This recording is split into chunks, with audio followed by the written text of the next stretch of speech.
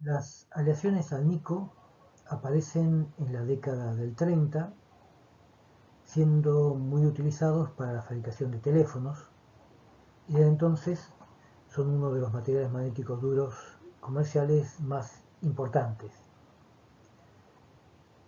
Deben su nombre a los principales componentes de la aleación. Estas se basan en hierro con adición de aluminio, níquel y cobalto, y en algunos casos cobre o titanio. En Fundamentos de Ciencia e Ingeniería, es un libro editado en 1986, asegura que es el material magnético duro más usado y que representa el 35% del mercado de imanes duros en Estados Unidos. Hoy ha sido desplazado en este puesto, pero sigue siendo uno de los materiales magnéticos duros más usados. Los alnico del 1 a 4 son isotrópicos, es decir, pueden magnetizarse en todas las direcciones, en tanto que los de 5 a 9 son anisotrópicos. Esto es porque se fabrican a partir de un tratamiento térmico y simultáneamente se le aplica un campo magnético mientras se forman los precipitados. De este modo se logran mayores valores de fuerza coercitiva y producto de energía. Se producen mediante fundición o procesos de metalurgia de polvo y permiten producir piezas de formas muy complejas.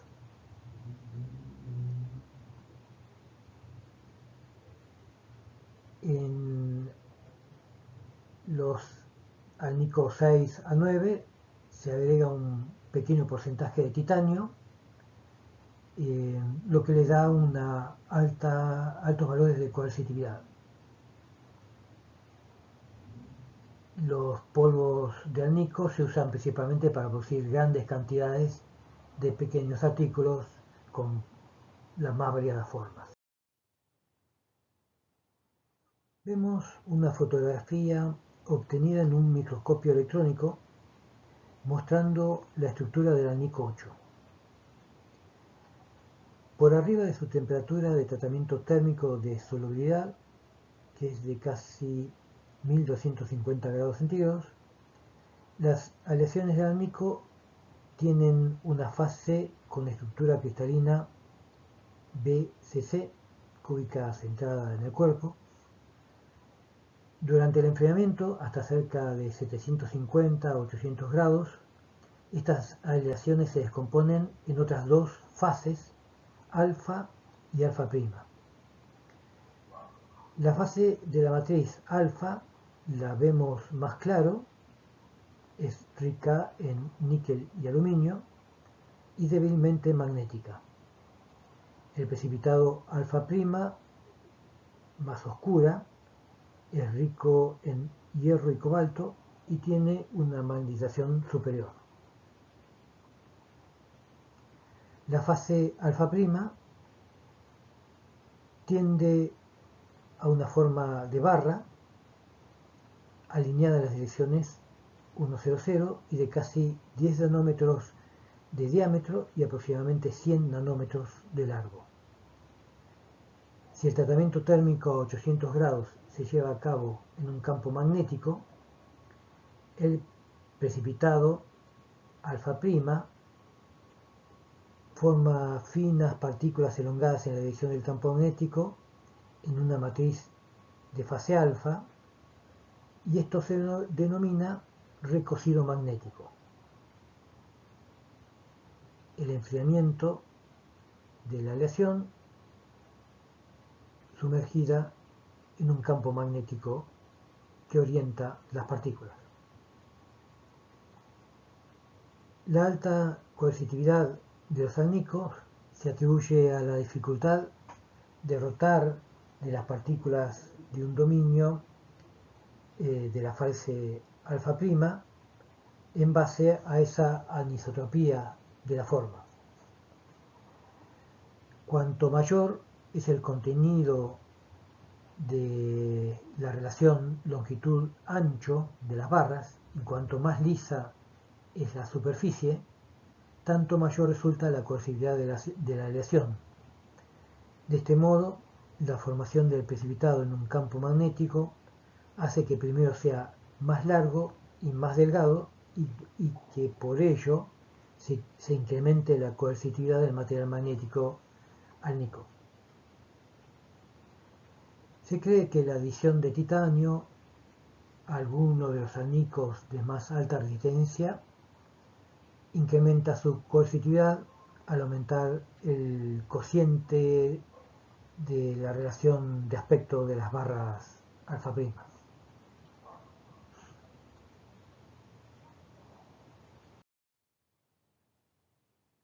Acá vemos curvas de producto de energía de algunos álnicos colados, es decir, álnicos fabricados por proceso de fundición. Les dejo también un video en donde se ve este proceso de fabricación por fundición.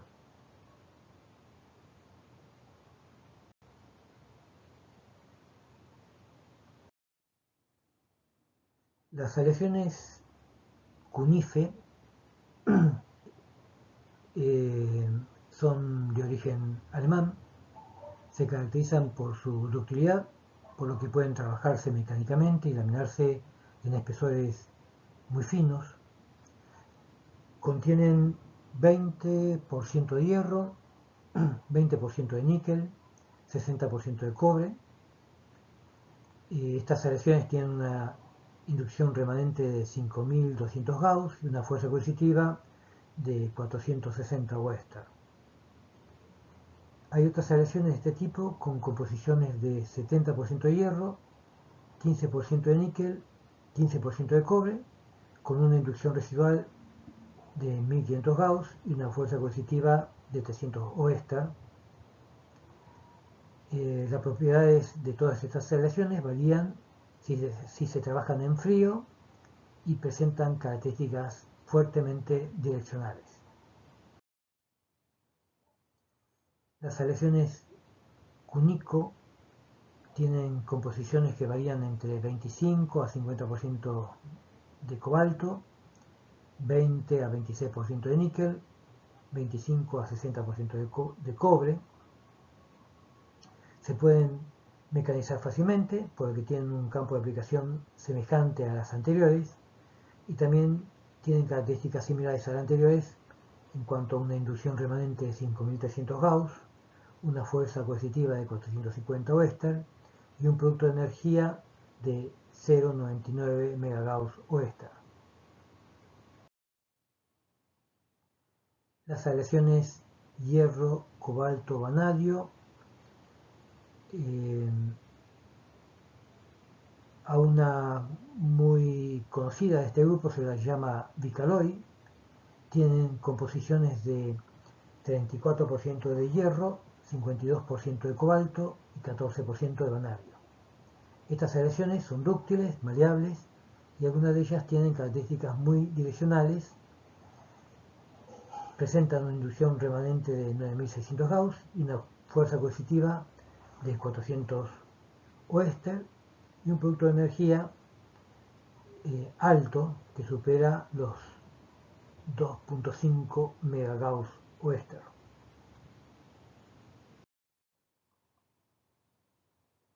El silmalal es un material constituido por 86% de plata, 9% de manganeso y 5% de aluminio.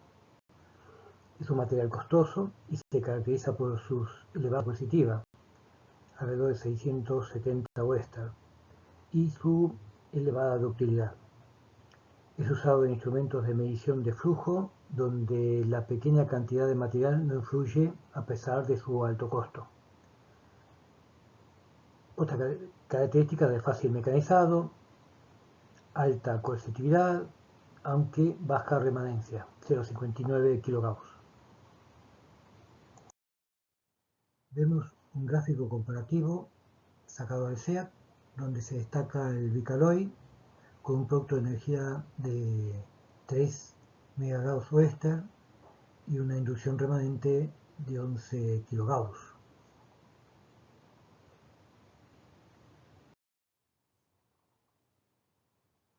Las aleaciones magnéticas hierro-cromo-cobalto aparecen en la década del 70 con propiedades similares a las de alnico, tanto en la estructura metalúrgica como las propiedades magnéticas, pero con una importante ventaja de que puede trabajarse a temperaturas ambientes.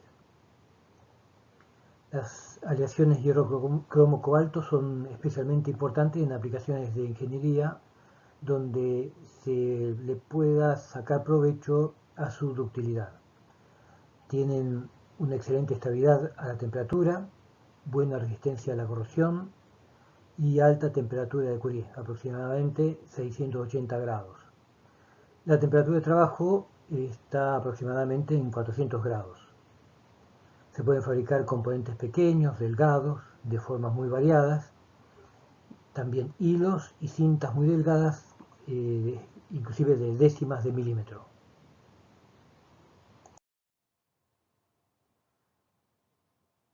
El proceso de fabricación de estos materiales, tal como vimos en el caso del amico 8, se lleva a una temperatura que en este caso es de aproximadamente 1200 grados.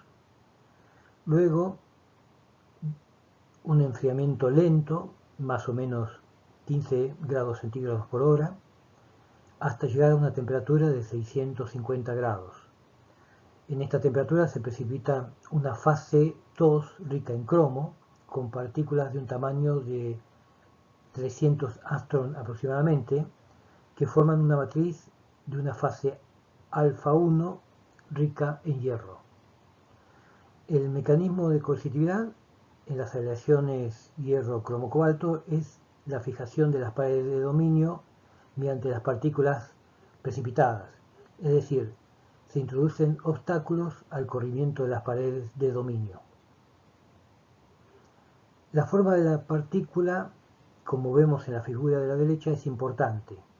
Se observa que la elongación de las partículas mediante deformación antes del tratamiento de envejecimiento artificial final aumenta de manera considerable la coercitividad en estas aleaciones. En esta figura se ve cómo la elongación de las partículas mediante deformación antes del tratamiento de envejecimiento final aumenta muchísimo la coercitividad de las aleaciones. Vemos en el ejemplo que prácticamente se triplican los valores.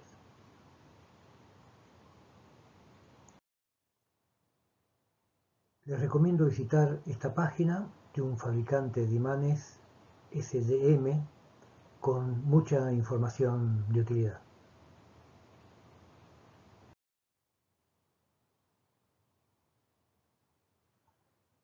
Las ferritas fueron introducidas en 1950 por la compañía holandesa Philips y desde entonces mantienen una proporción muy importante del mercado, representando más del 50% del mercado de imanes.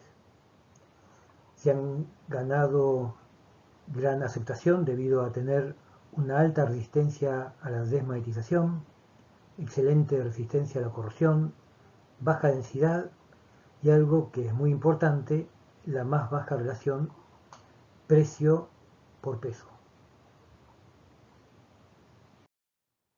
Son materiales magnéticos formados al mezclar óxido de hierro con otros óxidos y carbonatos en forma de polvo por sinterizado. El sinterizado consiste en compactar a alta presión varios polvos metálicos y o cerámicos mezclados homogéneamente y una vez compactados realizar un tratamiento térmico a una temperatura inferior a la de fusión de la mezcla. De esta forma se obtienen piezas consolidadas y compactas. Los polvos se llevan a una micra, se mezclan y prensan, después en conjunto en alta temperatura en moldes con las formas buscadas. En ocasiones es necesario el maquinado al terminar el proceso o rectificado para llegar a la forma final de la pieza. Las materias primas y el proceso de fabricación es relativamente simple, por lo que las ferritas son materiales económicos. La resistividad eléctrica es alta, por lo que es muy utilizado para usos en alta frecuencia.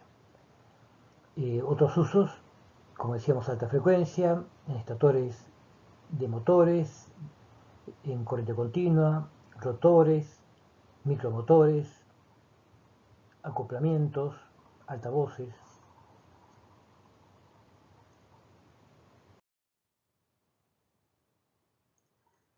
Las ferritas tienen estructuras de dominio y ciclos de histéresis similares a la de los materiales ferromagnéticos. Y como en estos hay ferritas blandas y ferritas duras. Si se combina un ion divalente con una molécula de óxido de hierro, se obtienen materiales magnéticos blandos. Si se combina un ion divalente con 6 moléculas de óxido de hierro, se obtienen materiales magnéticos duros.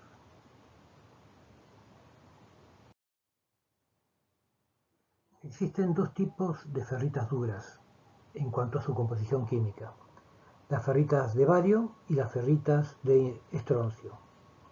La ferrita de bario fue creada en Holanda por la compañía Philips en 1952 con el nombre comercial de Ferrox-Dure.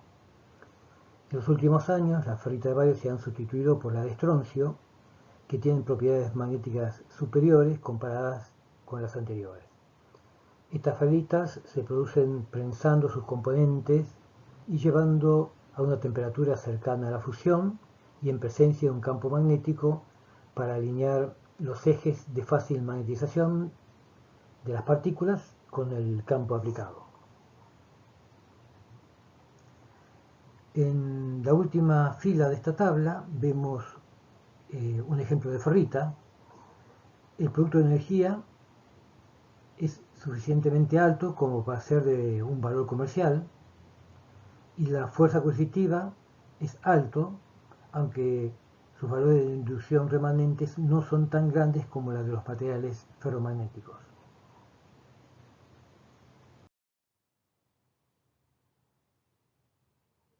Bueno, por lo tanto, podemos mencionar como ventajas de las ferritas: su bajo coste de producción, puede trabajar a temperaturas extremas, tanto por debajo del cero, 40 grados por debajo del cero, hasta temperaturas relativamente altas, 250 grados, de fácil magnetización en distintas orientaciones.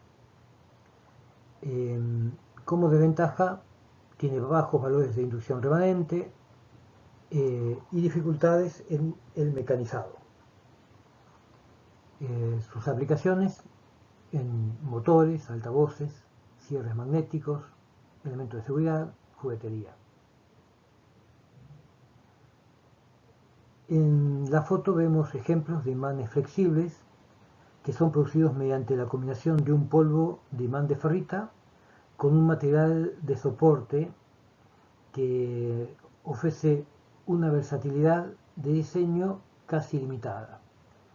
El material del imán flexible se puede doblar, torcer, enrollar, cortar con tijeras, imprimir, serigrafiar, pintar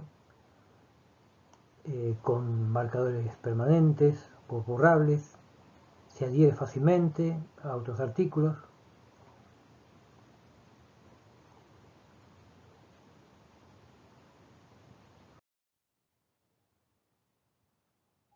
Nuevamente les recomiendo ver la página del fabricante SDM con un resumen de las propiedades magnéticas y físicas de las ferritas y ejemplos de aplicación.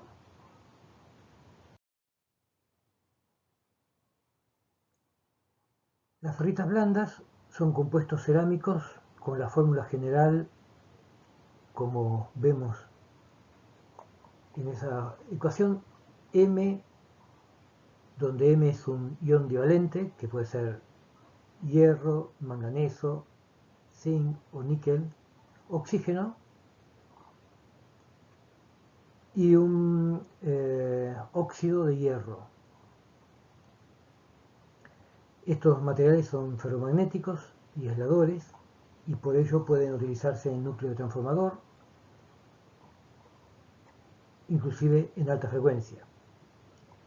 Las ferritas blandas industriales suelen consistir en una mezcla de ferritas, puesto que es posible obtener mayores magnetizaciones por saturación a partir de generar esas mezclas. Las dos ferritas industriales más comunes son la ferrita de níquel-zinc y la ferrita de manganeso-zinc.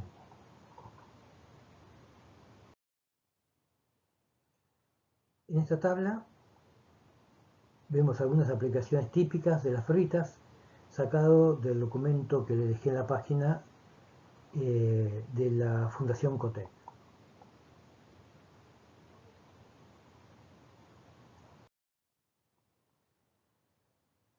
En esta tabla se comparan algunos de los materiales magnéticos que hemos visto hasta ahora de acuerdo a su producto de energía máximo. Fíjense que se destaca el aránico 5 con 4,5 MegaGauss Oersted.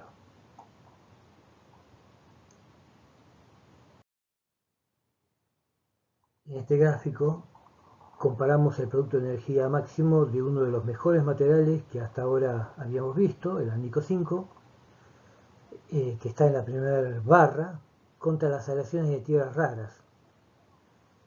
Estas aleaciones deben su nombre a los componentes como samario y neodibio, que pertenece al grupo con ese nombre en la tabla periódica de los elementos.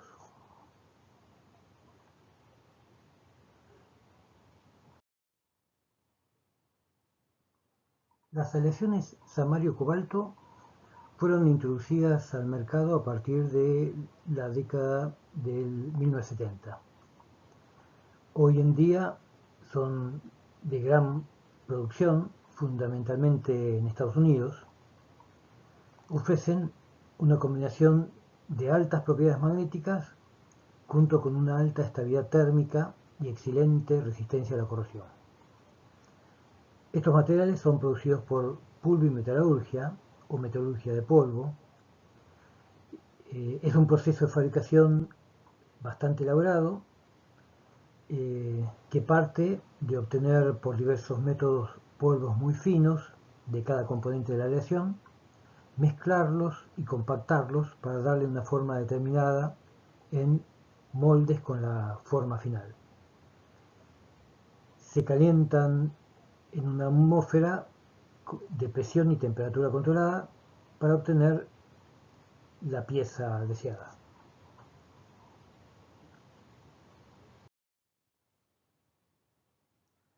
Hay dos grupos principales de materiales magnéticos basadas en tierras raras.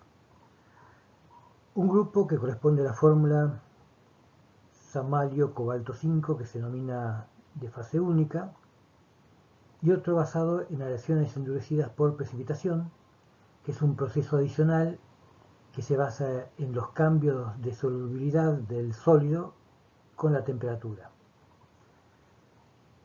Los materiales de fase única llegan a productos de energía de 140 kJ por metro cúbico, es decir, 18 MegaGauss Oersted, y los materiales endurecidos por precipitación, que corresponderían al otro grupo, tienen valores de B por H de 240 kJ por metro cúbico, es decir, 30 MegaGauss Oersted.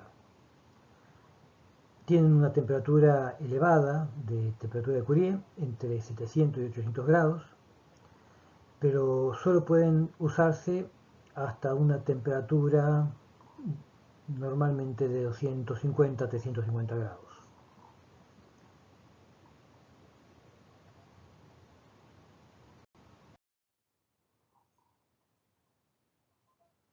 Acá hacemos una comparación con su principal competencia, que es el neodibio y roboro, que veremos a continuación. Como principales ventajas de usar samario cobalto, se puede destacar que puede trabajar a temperaturas elevadas, más de 250 grados, mientras que el neodibio vamos a ver que no alcanza los 200. Es más resistente a la oxidación y como desventajas es un material costoso y más quebradizo que el neodibio. Las aplicaciones principales están en servomotores, sensores, dispositivos médicos como motores ligeros, bombas implatables, válvulas y en todo lugar donde se necesite altas temperaturas o con un alto rango de variación de la temperatura o en presencia de medios corrosivos.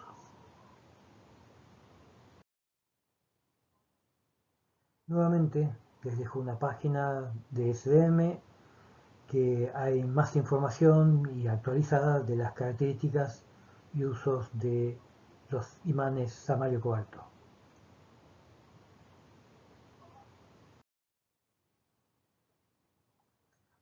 Los materiales del neodibio y hierro boro se comercializan desde 1984, ofrecen hoy en día el más alto producto de energía disponible del orden de 398 kJ por metro cúbico, 50 megagrados o extra, y están disponibles en un gran rango de formas, tamaños y composiciones para ajustarse a los requerimientos de cada cliente. Las excelentes propiedades magnéticas y un precio cada vez más competitivo hacen que reemplace los materiales tradicionales como el alnico, inclusive las ferritas, en muchas aplicaciones, como motores de alto rendimiento, motores de corriente continua, separación magnética, resonancia magnética, sensores, altavoces.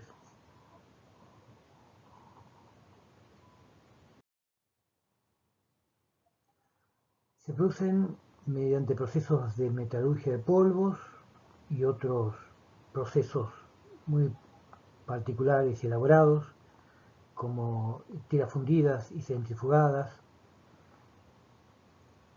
Uno de los principales inconvenientes es que sufren corrosión, como se ve en las imágenes. En aplicaciones en las que entra en contacto con humedad requieren, por lo tanto, una protección. Dentro de los requerimientos que satisfacen la protección, podemos citar recubrimiento por inmersión en líquido epoxi, secado electrostático por rociado epoxi, recubrimiento de níquel o combinación de distintos tipos de recubrimiento. Ventajas de utilizar imanes de neodibio y hierro boro y fundamentalmente sus altos valores magnéticos, sus altos valores de fuerza coercitiva, producto de energía máximo, que permiten desarrollar equipos con alta potencia y mínimos tamaños, siempre que puedan trabajar a temperaturas próximas a la temperatura ambiente. Sus principales desventajas: no pueden trabajar a temperaturas mayores que 200 grados y es muy propenso a la oxidación.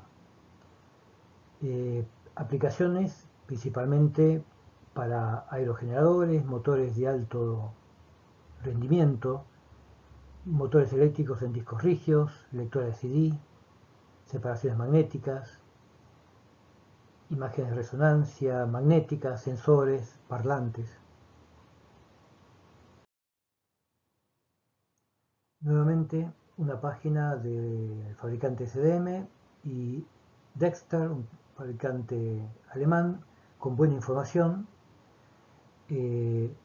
sobre por qué elegir un imán neodibio y los cuidados que se deben tener en su utilización, destacando que no pueden dársele responsabilidades estructurales porque son materiales quebradizos, limitaciones en cuanto a la corrosión y limitaciones en cuanto a las temperaturas que no pueden superar los 200 grados centígrados.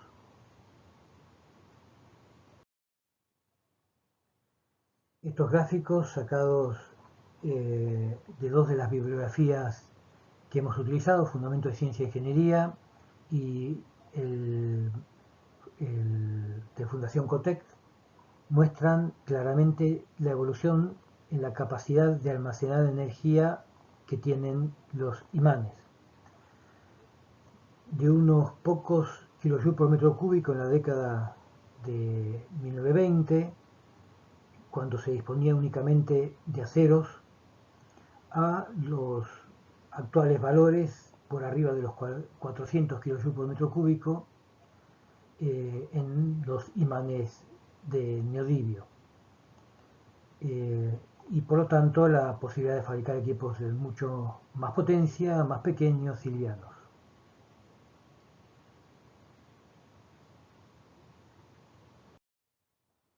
En la figura se presentan porcentajes en el mercado de la producción de imanes permanentes según las diversas familias y sus aplicaciones. Hay que hacer notar, en primer lugar, el gran volumen relativo de las ferritas duras, a pesar de sus inferiores prestaciones técnicas.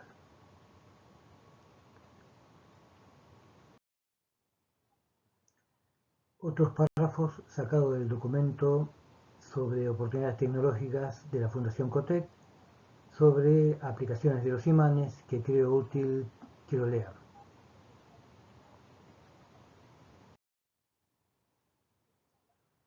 Estos cuadros comparativos son ofrecidos por una empresa norteamericana que fabrica todo tipo de imanes y máquinas eléctricas. Se observa el costo relativo en peso de las ferritas. Sigue siendo el más conveniente, lo que estaría explicando el 54% del mercado. Los materiales flexibles, los materiales magnéticos flexibles que aparecen al lado, son aquellos que se fabrican con polvo de ferritas o polvo de tierras raras con soportes como por ejemplo el vinilo. Estos materiales se pueden doblar, torcer, enrollar y fabricar fácilmente en cualquier forma. Es lo que antes habíamos comentado como imanes flexibles.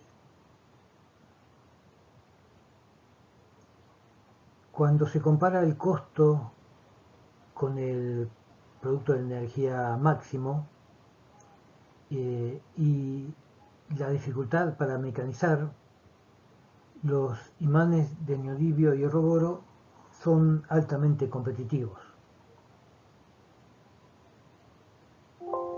La principal limitación de los imanes de neodimio y hierro boro se encuentra en la temperatura máxima de funcionamiento, siendo reemplazado en aplicaciones de alto rendimiento por el samario cobalto, a pesar de su mayor costo.